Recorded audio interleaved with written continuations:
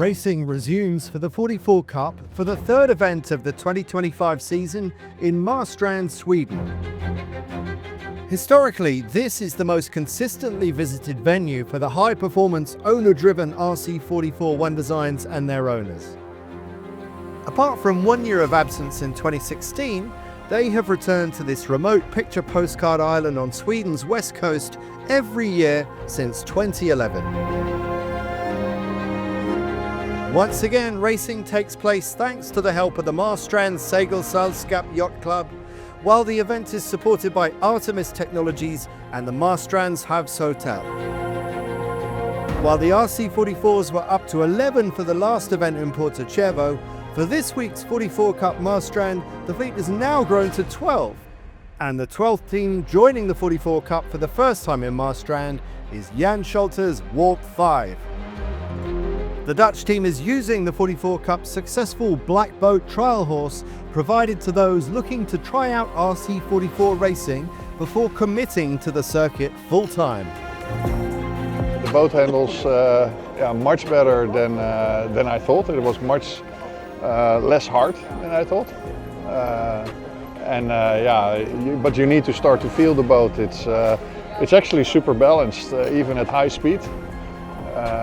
Downwind and upwind, it's a beautiful boat. It's so easy to feel it, and even in these big waves, it sails tremendously well.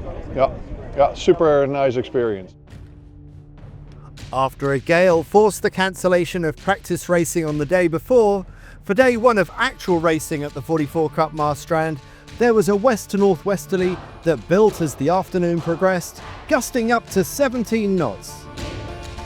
However, a residual swell from Tuesday's blustery conditions caused the day's 3 races to become a thorough workout for the 12 RC44 teams. In the first race, event host Torbjörn Tolquist and his Artemis Racing did well out to the right-hand side of the first beat.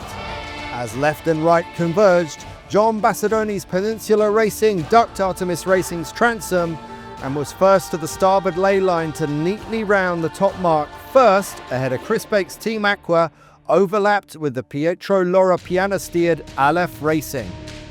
The second upwind saw a near repeat, but with Peninsula Racing crossing clear ahead of Artemis Racing and going on to score the first bullet of the regatta. In the second race, with the breeze building, Peninsula Racing and Aleph Racing both chose the right-hand side of the first beat, with Basadoni's team planting a lee bow tack on their French rival, bouncing her off out to the right-hand side and getting far enough ahead to lead into the first top mark and rounding for a second consecutive race. However, at the leeward gate, Peninsula Racing went left as Aleph Racing split to the favoured right, got a nose in front and pulled into the lead, which she carried all the way to the finish. In the third race, Chris Bake's Team Aqua led for the first lap. On the second beat she went left as Team Nika went right. After rounding the top mark a close third, Team Nika jibed, found gold on the right, doing just enough to beat the class president into the finish by a mere boat length. Today was a great day for us. It's been a while since we've had such a strong start to a regatta, but I think fair dues to the crew. They've been working very hard on the boat, on the new boat. It's taken quite a while to get it tuned up. It's very early, but we'll definitely take this nice result today and see what happens. Today we had very big waves, and it was difficult going upwind. Initially, wind wasn't so strong, started off around 8-9 knots and then built through the day to 14-15 knots, which was a lot easier. And the sea state settled down, but all is good. Sailing with my son on board, he's doing the grinding, which is always fun to have him there with me. Day 2 provided more magnificent conditions, with sunshine, flatter seas than the day before, and a chilly southerly that built to 15 to 17 knots. At the halfway stage of the 44 Cup Marstrand, the event has a new leader with Pietro Loro Piana and LF Racing. Although it's close as they're only 2 points ahead of Vladimir Prosikin's Team Nika, and with just 4 points separating first from fourth place. LF Racing didn't win a race today, but on a generally high-scoring day, they scored no worse than 6th. Several new teams have joined the 44 Cup recently, bringing the fleet up to 12, with many still finding their feet. So it was great to see one of those newcomers, the Turkish WOW sailing team, being held by Mehmet Taki's nephew Murat Edin, pop out in front on the first upwind of today's first race and go on to lead for the first lap. Sadly for the Turkish team, their lead was not to last, with Nico Punz's Team Charisma pulling ahead after banging the left on the second upwind. Team Nika then pulled up to second, but WOW sailing team still managed to hold on to third. Team Sirif Veda scored 16 points across today's 4 races and was top scoring boat. Team Nika posted similarly mixed results with 2 seconds, but also an 8th and 6th. They came closest to win today's third race, leading down the final run, only to be rolled by young Marcus Tornquist Gamera in a textbook match racing move.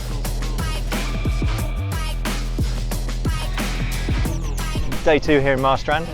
We got 4 races in probably as light as 8 knots and then as much as 16 in some of the beats. 4 races, some mixed results for us. We had a 7, a first, a 7 and a first.